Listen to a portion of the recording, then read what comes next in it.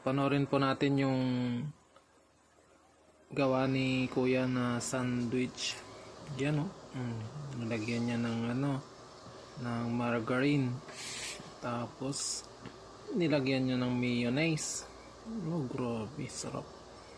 Tapos ketchup. Oh. Yan, tapos pinahid-pahid gamit yung kutsilyo. Ayun, mukhang masarap.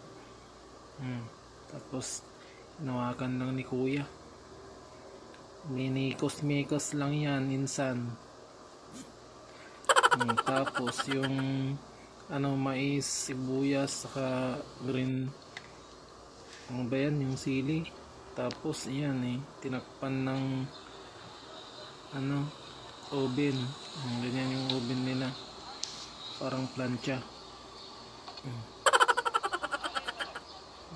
Yan, napaka-healthy.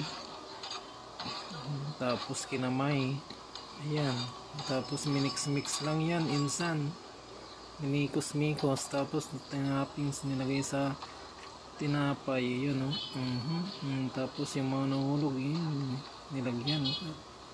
Mukhang masarap talaga. Tapos overload na cheese. Yan, sarap. Tapos nilagyan ng kamatis. Yan. Wala nang hiniwa-hiwa lang sa kamay niya. Yan, tapos na.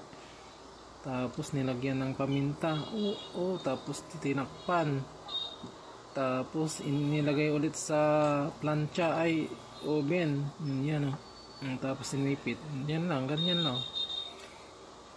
After 1 minute yan, tapos na. Yan, tapos nalagyan ng ulit. Hindi pa pala. Medyo pa, hilaw. Tapos pinainit. Yan, okay na. Tapos na. Pagkatapos nyan is hinihiwa-hiwa na. Nakakatakam talaga,